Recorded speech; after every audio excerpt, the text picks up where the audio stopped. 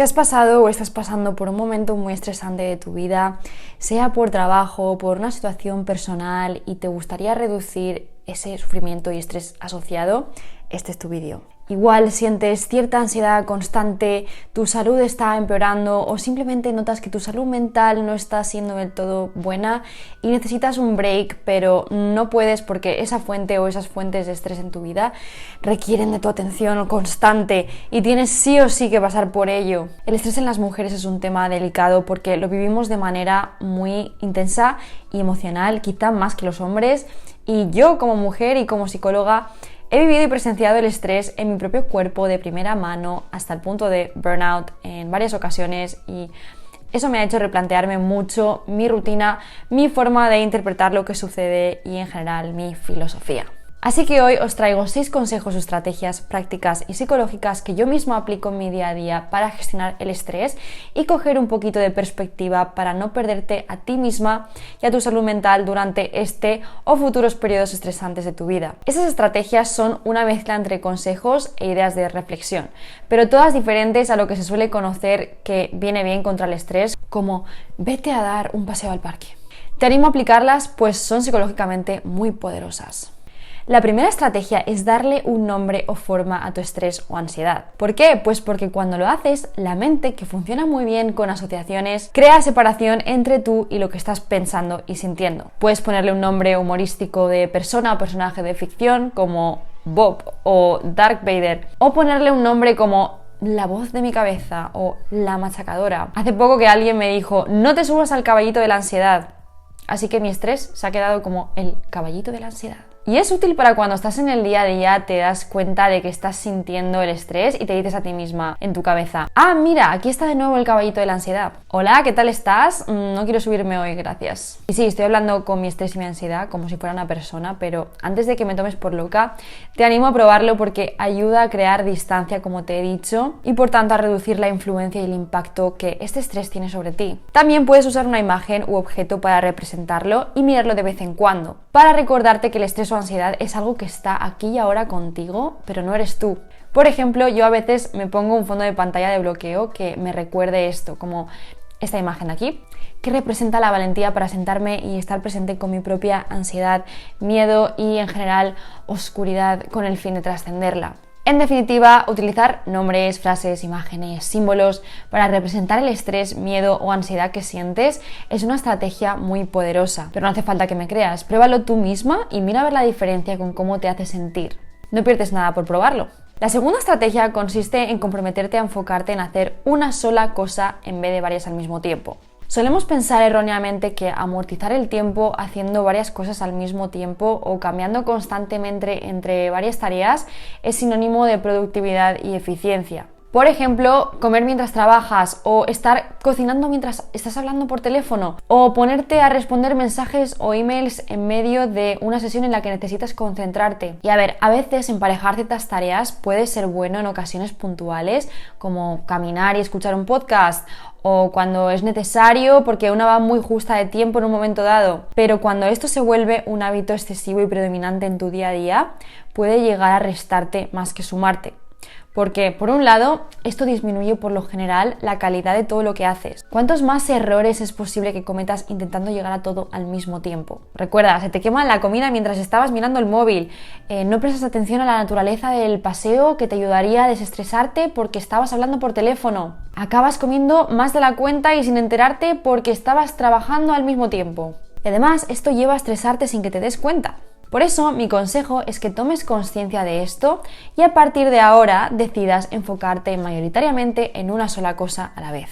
Aunque parece que estás desaprovechando el tiempo, intenta hacer una cosa detrás de otra y estar presente en todo lo que hagas. Y también cuida de no estar totalmente inmersa en tus pensamientos, porque si no es lo mismo. Y verás cómo no solo mejora la calidad de eso que estás haciendo, sino que además terminas antes y te sientes más presente y relajada para pasar a lo siguiente.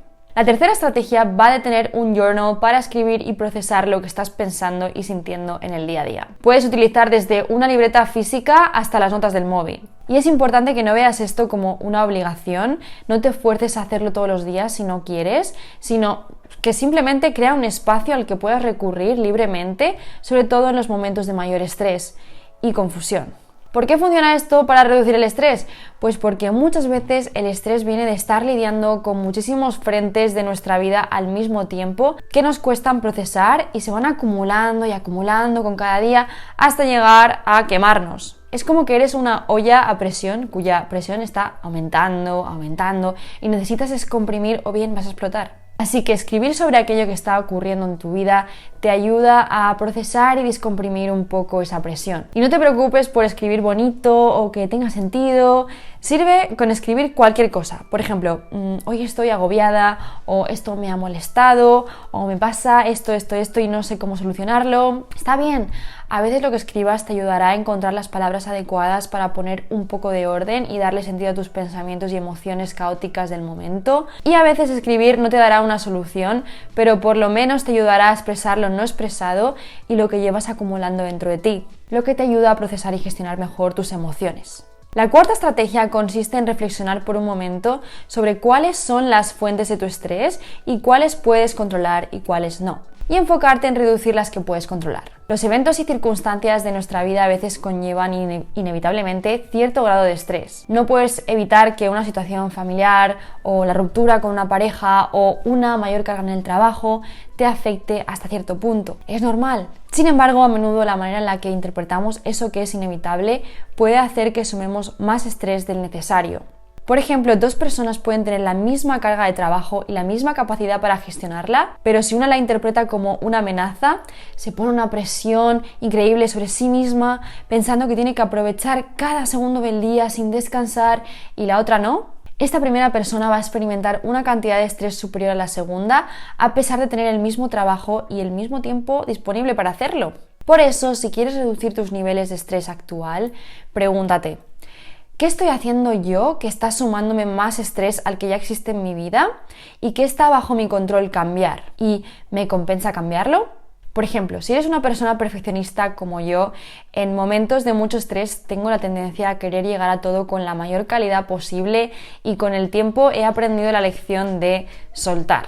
Por ejemplo, la estrategia de bloquear tiempo en el calendario cada semana para asegurarme que dedico tiempo a hacer las cosas que son importantes me resultó muy beneficiosa hasta que me obsesioné con ella en un momento de mucho estrés y tareas que hacer en mi vida, y lo que empezó siendo una manera de ayudarme a llegar a todo y reducir el estrés acabó paradójicamente causándome más estrés que otra cosa, porque era obsesivo y no realista y no me dejaba espacio para descansar. Así que tras tomar conciencia de esto que yo misma estaba haciendo y podía controlar, decidí soltarlo, lo que me ayudó mucho a reducir el estrés. La quinta estrategia consiste en imaginar literalmente qué es lo peor que puede pasar. Al final, casi todas las emociones negativas se reducen a un miedo. Cuando sentimos mucho estrés es porque normalmente tenemos miedo a algo, a que algo ocurra. Así que para reducir este miedo, vamos a enfrentarnos a él y a relativizarlo poco a poco. ¿A qué tienes tanto miedo que te produce tanto estrés? ¿A no llegar a todo?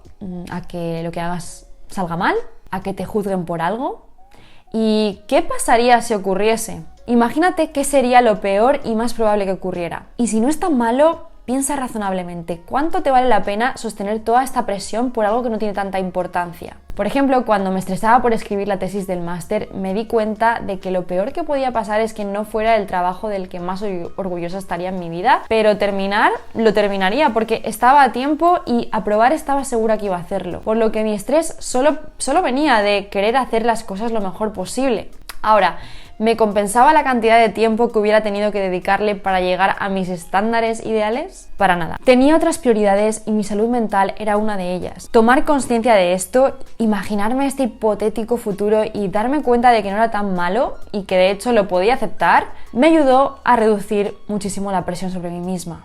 Y por último, la sexta estrategia es que hagas el esfuerzo consciente por no cancelar actividades que son buenas para ti cuando crees que hay otras prioridades. Por ejemplo, si tienes que acabar un informe o 5 proyectos acumulados y vas corta de tiempo, no canceles el ejercicio, no canceles quedar con unos amigos, no canceles salir a dar un paseo por el parque. Puedes reducir la frecuencia y duración de estos eventos, sí, pero no los elimines por completo y hazlo intencionadamente. Es una estrategia psicológica, aunque no lo parezca, porque las personas tendemos a cometer un error aparentemente racional Y este error consiste en pensar que es lógico cancelar actividades que asociamos al ocio y al disfrute para poder dedicarle tiempo a aquellas obligaciones o temas urgentes del momento que al estar incompletos nos están produciendo estrés. Pero esto es una trampa, porque si decides dedicar más tiempo a lo que te produce estrés y menos tiempo a lo que te ayuda a reducirlo, estás empeorando el estrés y condenándote a ti misma.